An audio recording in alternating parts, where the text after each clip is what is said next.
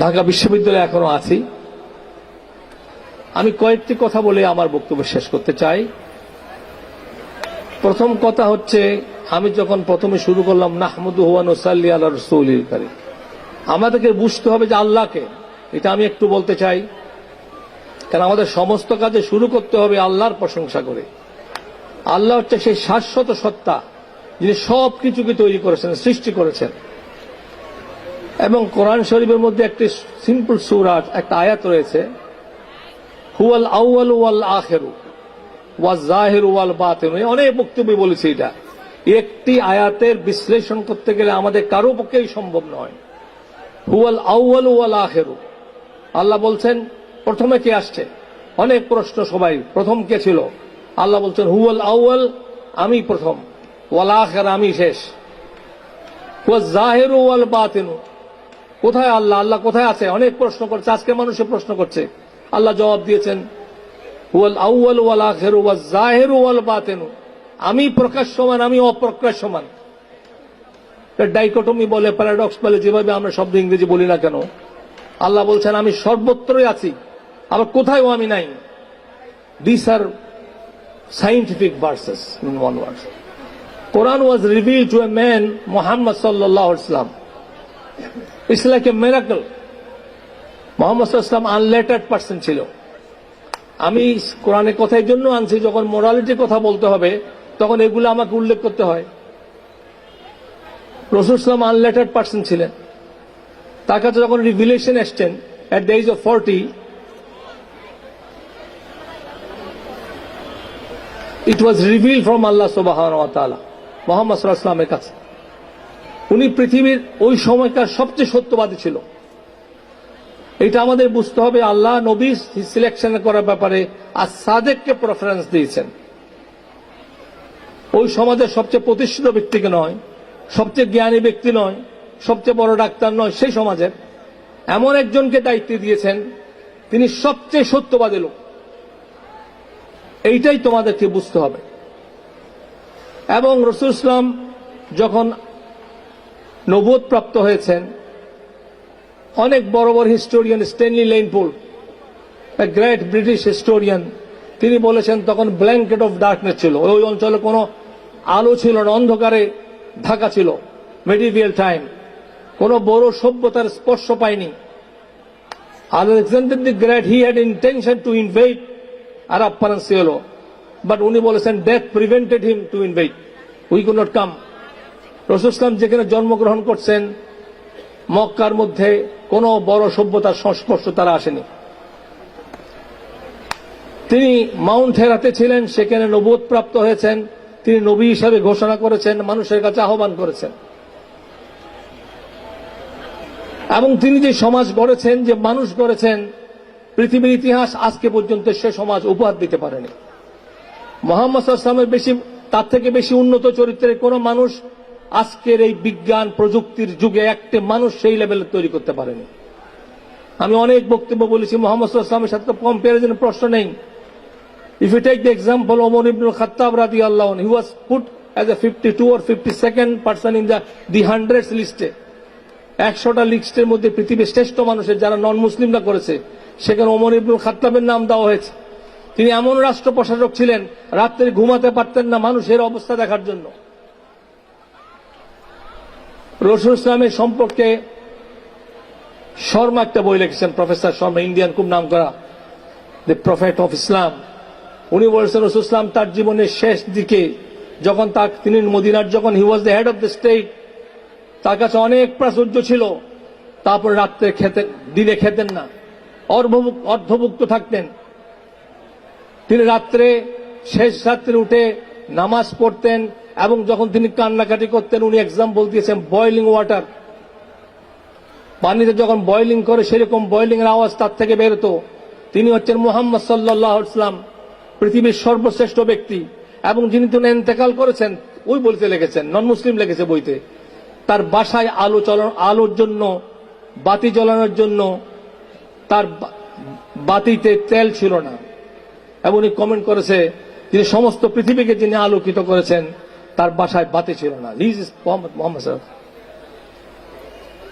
Man, you just understand যিনি সমস্ত দাইয়ান ইলাল্লাহি বিইজনিহি ওয়া সিরাজুম মুনিরা, প্রদীপ্ত দীপ শিখা হিসেবে যাকে আল্লাহ বলেছেন, তিনি তার জীবনের শেষ মুহূর্তে তার বাসায় বাতি জ্বালানোর জন্য, আলো জ্বালানোর জন্য তার বাতিতে, ল্যাম্পে তৈল কেনার পয়সা ছিল না, but he was the head of the state.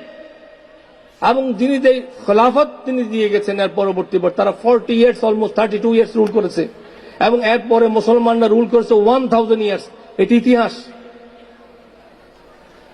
অতএব আমি তোমাদের কাছে যেটা বলতে চাই যে আল্লাহ সুবহানাহু ওয়া তাআলা সব কিছু সৃষ্টি করেছে, এবং আমাদের শরীরকে নিয়ে যদি আমি চিন্তা করি, আমার বন্ধু বসে আছে মাইক্রোবায়োলজির প্রফেসর, অত্যন্ত ভেরি রেপুটেড প্রফেসর, উনি অনেক ভালো বলতে পারবেন মাইক্রোবায়োলজির উপরে। আমাদের একটি সেল, একটা কোষের যে capacity of producing proteins 35,000 protein তৈরি করতে পারে।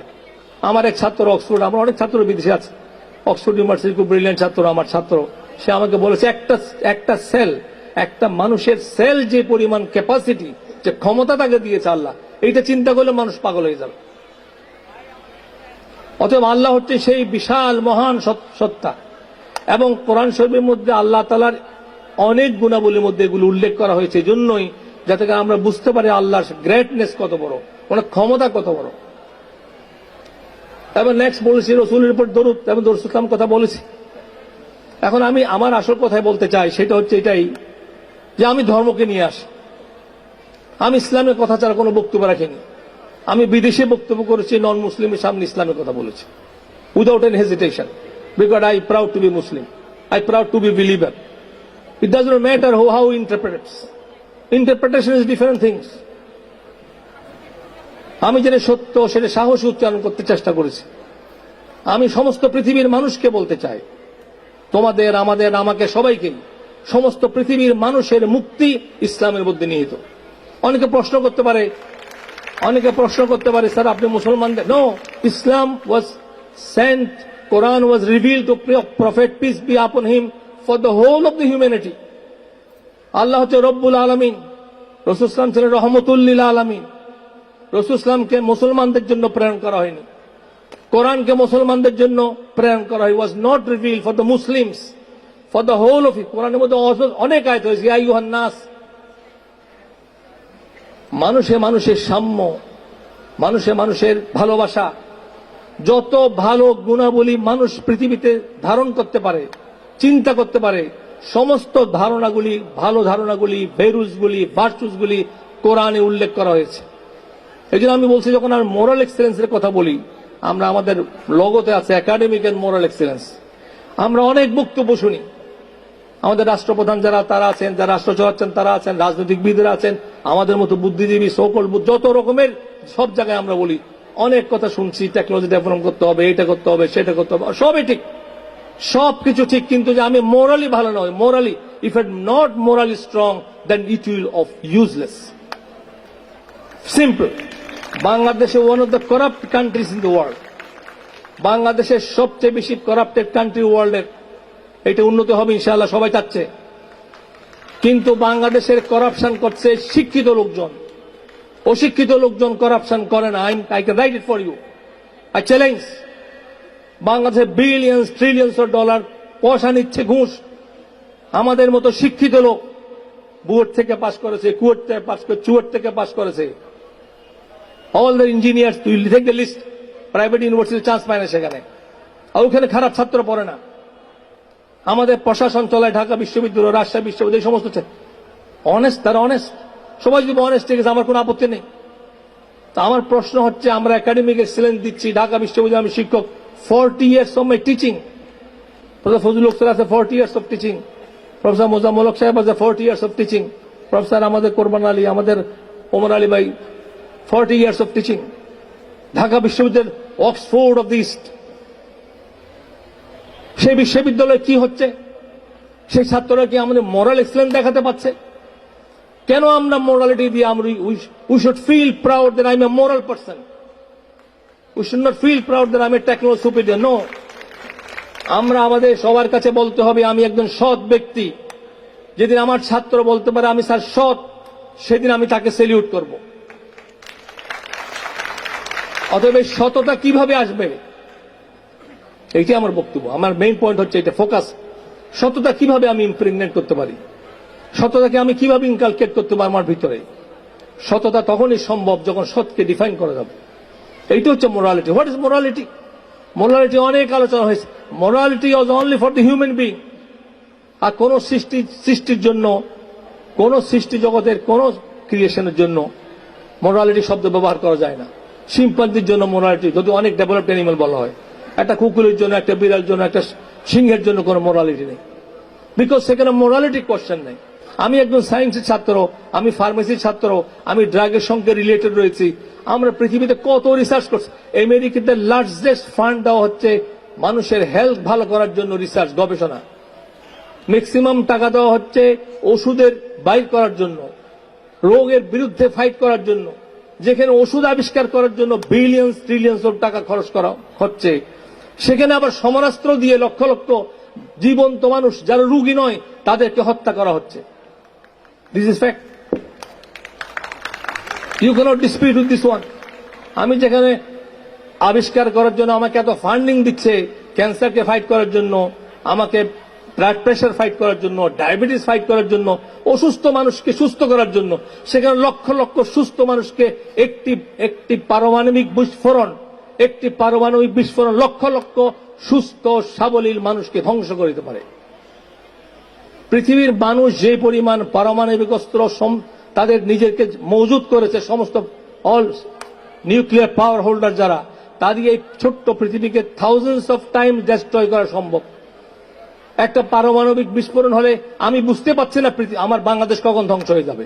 নট নেসেসারি বাংলাদেশে মারতে হবে, ইন্ডিয়া মারলে আমি এফেক্টেড হব।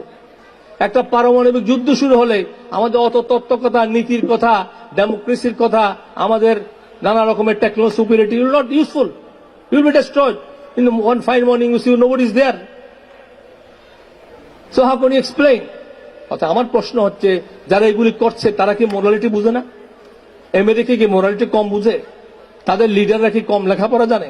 ফ্রান্সের লিডাররা, ব্রিটিশ লিডাররা, রাশিয়ান লিডাররা কি বুঝে? Similar things. অতএব আমি বলছি যে মোরালিটির সবচেয়ে ভালো ডেফিনেশন হচ্ছে যেটা কোরআন দিয়েছে, that came from the reveal book. তোমরা সব জায়গায় এটা বিশ্বাস করতে হবে এবং তোমাদেরকে জানতে হবে যে কোরআন যতগুলি ভার্চুস এবং ভ্যালুসের কথা বলেছে এবং যেগুলো রাসূল ইসলাম করে দেখিয়েছে, তার থেকে ভ্যালুস, ভার্চুস আর নতুন কোনটা সংযোজন করা সম্ভব হয়নি। আমি অনেক সায়েন্টিস্টের জিজ্ঞাসা করেছি, সায়েন্স আমাকে ভ্যালুস দেয়নি, সায়েন্স আমাকে ভার্চুস দেয়নি। আমি সায়েন্সের ছাত্র, সায়েন্সে পড়াশোনা করেছি, আমার কোথায় বলা হয়নি যে ওষুধের মধ্যে নকল করা ঠিক হবে না। এটা মোরালিটি। মোরাল টিচিং কোত্থেকে আসবে? Moral teaching will come from the religion. আমি তোমাদেরকে সে অনুরোধ করবো যে we have to come back to the Quran. যারা অন্য ধর্মাবলম্বী তার ধর্ম সে পড়ুক, এবং তাদের মধ্যে মোরালিটির কথা রয়েছে। প্রত্যেকটা ধর্মের মধ্যে নৈতিকতার শিক্ষা আছে, তাদের সবাইকে সম্মান করতে হবে, কিন্তু কম্পাইল করে কোরআনের মধ্যে রয়েছে। যে কোনো মোরালিটির কথা, ভার্চুস কথা কোরআনের মধ্যে লোক আছে, অর্থাৎ দ্যাট কাম ফ্রম দ্য কোরআন। আমি সবাইকে অনুরোধ করব যে আমরা রিলিজিয়াস বুককে অনুসরণ করতে হবে। We must be moral, we must love the country, we must love the people. অন্যের অধিকার সংরক্ষণ করতে হবে, অন্যকে সম্মান করতে হবে, অন্য স্বাধীনতায় হস্তক্ষেপ করা যাবে না। স্বাধীনতার সংখ্যা হচ্ছে, স্বাধীনতা অর্থ হচ্ছে অন্য স্বাধীনতায় হস্তক্ষেপ না করে হচ্ছে স্বাধীনতা। ডেমোক্রেসির মূল কথা হচ্ছে let us agree to disagree. তাই আমি তোমাদের শেষে বলতে চাই যে নৈতিক চরিত্র সংশোধন ধর্মের কোনো বিকল্প নেই। বাংলাদেশের প্রেক্ষাপটে দাঁড়িয়ে আমি সায়েন্স বোর্ডের চেয়ারম্যান ছিলাম, অনেক মন্ত্রী মিনিস্টারের সামনে আমার কথা সুযোগ হয়েছে, এখন তো সুযোগ কম হয়, মন্ত্রীর সামনে আমরা যাই না। আমি সবার সামনে বলেছি, বাংলাদেশকে নিয়ে বলছে, বাংলাদেশের যত সমস্যা, সব সমস্যার সমাধান ধর্মকে দিয়ে সম্ভব, ইসলামকে দিয়ে। আপনি আমাকে বলেন একটা সমস্যার কথা বলেন যে ইসলাম দিয়ে সমাধান, আমি চ্যালেঞ্জ, এখানে চ্যালেঞ্জ করছেন।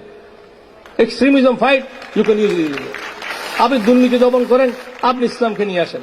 মাপে কম দিচ্ছেন, আপনি মানুষকে ঠকাচ্ছেন। কোরআন বলছে মাপে ঠকালে তাকে ধ্বংস। আপনি একটা যত খারাপ কাজ, নারীর উপর নির্যাতন হচ্ছে, নারীকে মা হিসেবে সবচেয়ে বেশি সম্মানিত করে ইসলাম, এবং একটা নারীকে যদি ধর্ষণ করা হয় তো মাকে ধর্ষণ করছে।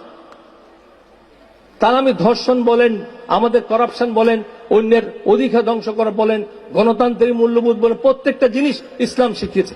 আমি মনে করি বাংলাদেশে যেহেতু 90% 89% মুসলিম। ইসলামকে দিয়ে তো আমি সব সমাধান করি। ইসলামকে আমি why aloof from Islam, we should bring Islam. অন্য ধর্মের অধিকারের প্রশ্ন যদি ধর্ম নিরপেক্ষতা ব্যাখ্যা হয়, তো অন্য ধর্মের বড় foreign writer, non Muslim writer বলেছে Islam is a secular religion. Islam itself is secular. Islam permits other religion to practice without any hesitation, without any obstruction. That is Islam. আমি তোমাদের সেটা অনুরোধ করব যে আমরা ইসলামকে বুঝি, ইসলামের কথা বলি। সরকারকে অনুরোধ করব তারাও যেন ইসলামের কথা বলে। ইসলাম দিয়ে এক্সট্রিমিজম বন্ধ করা যাবে, জঙ্গিবাদ বন্ধ করা যাবে যদি ইসলাম বোঝানো হয়। রাসূল ইসলাম জঙ্গিবাদ করেননি, তার খোলাফায়ে জঙ্গিবাদ করেননি। জোর করে মানুষকে ধর্মান্তরিত করা যায় না। ইসলামের মুসলমানদের পুরো ইতিহাস প্রমাণ করেছে। Delhi was the capital of the Muslims for 700 years. সেখানে হিন্দু মেজরিটি ছিল, তারপরে হিন্দু মেজরিটি ছিল। Spain was ruled by the Muslims emperor this Arab Moors for 700 years. মুসলমানদের সেখানকে নিশ্চিহ্ন করে দেওয়া হয়েছে। মুসলমানদের জোর করে ইসলাম করত, তাহলে স্পেন পুরা মুসলমান হতো এবং ইউরোপ পুরাটাকে মুসলমান করতে পারত। তা করেনি, কারণ ইসলামের শিক্ষা এটা নয় অন্যকে জোর করে আমি ইসলাম গ্রহণ করব। You can win over a country, but you can win over a heart of a person. মানুষের হৃদয়কে স্পর্শ করতে হবে, মানুষকে ভালোবাসতে হবে, তাহলে তোমাকে সে গ্রহণ করবে। ইসলাম এটাই শিখিয়েছে। ইসলাম সবাইকে দাওয়াত দিতে বলেছে, যারা গ্রহণ করবে তাদের। ইসলাম যা শিখিয়েছে তা যদি আমি প্র্যাকটিস করি, যে কথা আমাদের হেমাজ সাহেব তো বলে গেল, আমাদের দুর্ভাগ্য হচ্ছে আমরা যা অ্যাডভাইস দিই সেগুলো নিজেরাই আমরা অনুসরণ করি না। অতএব আমাদের এই কালচারটা পরিবর্তন হতে হবে। আমরা যদি ইসলামকে অনুসরণ করি, সত্যিকার মুসলিম হই, তাহলে আমাদের থেকে কেউ ক্ষতিগ্রস্ত হবে না। আমি মনে করি আমাদের দেশে ইসলামকে দিয়ে সব সমস্যার সমাধান সম্ভব হবে। আমি তোমাদের অনুরোধ করব, তোমরা মোরালিটি শেখার জন্য ধর্মকে ফিরে যেতে হবে। তোমাদেরকে যদি সৎ নাগরিক হতে হয়, নিষ্ঠাবান নাগরিক হতে হয়, সেটা করতে হবে। তুমি যদি ভালো মানুষ হও, তাতে তুমি ভালো করে honesty means you must be a good student. আমি যদি না বুঝে পড়ি, এটা তো একটা দুর্নীতি। আমি নকল করলাম, এটা দুর্নীতি। আমি পড়লাম না, ভালো পড়লাম না, আমি যখন কাজ করব তখন ক্ষতি হবে। অতএব ইসলাম পারমিট করে না। অতএব ইসলাম যে আমি আনি, তাহলে আমি ভালো ছাত্র হব এবং ভালো মানুষও হব। আমি তোমাদেরকে অনুরোধ করব, আর বেশি বক্তব্য রাখতে চাই না। তোমরা অনেকক্ষণ বসে আছো, তোমাদের দেখে ভালো লাগছে। ছাত্রদের সঙ্গে তো 40 ইয়ার্স অফ টিচিং, ছাত্র সঙ্গে যেখানে গিয়েছে সবাইকে ছাত্র মনে হয়েছে। অনেক বড় বড় লোককে আমি তুমি করে কথা বলি, তার মনে হয়েছে আমার ছাত্র। এখন শিক্ষক আবার ফিলোসফার হয়ে যায়। এত বছর মাস্টারি করে ক্লাস করি, মনে হয় আমি একটা ফিলোসফার, অনেক ফিলোসফি দিচ্ছি। বিদেশে গিয়েছে, তাদের সামনে বলেছি। আর শেষ মোরালিটি একটা কথা, যেই পয়েন্টটা বলে আমি শেষ করতে, সেটা হচ্ছে মোরালিটি সব যে পয়েন্টগুলি আছে, যত ভালো জিনিস, ভার্চু, সবার সাথে পৃথিবীর সবগুলি যেগুলো এগ্রি করে, সমস্ত পৃথিবীর সভ্যতা যে এগ্রি করে, কোরআন সেগুলি বলছে। একটি জায়গায় সমস্যা হয়েছে। কোন সমস্যা? নারী পুরুষের মেলামেশার ব্যাপারে ইসলাম স্ট্রিক্ট রেস্ট্রিকশন দিয়েছে। এইটা তারা অ্যাকসেপ্ট করতে চায় না। আমি তো বহু ওয়েস্টার্ন কান্ট্রি ভিজিট করেছি, আমাদের যারা বসে তারা অনেক কান্ট্রি ভিজিট করেছে। আমি তার সাথে কথা বলেছি। ইন ওয়েস্টার্ন কান্ট্রিজ তারা মনে করছে নারী এবং পুরুষের কোনো পার্থক্য নেই। অতএব তাদের মেয়েদেরকে পুরোপুরি ফ্রিডম দিতে হবে। ফ্রিডম অর্থ হচ্ছে তারা যেভাবে ইচ্ছা ড্রেস করতে পারবে, যেভাবে ইচ্ছা চলতে। একটা ছেলে যেভাবে মেলামেশা করে, একটা মেয়ে ছেলে সেভাবে করে। না দেখলে বিশ্বাস করা যাবে নাকি? আমেরিকার বহু বিশ্ববিদ্যালয়ের, ইংল্যান্ডের বহু বিশ্ববিদ্যালয়ের, প্রাচ্যের বহু বিশ্ববিদ্যালয়ের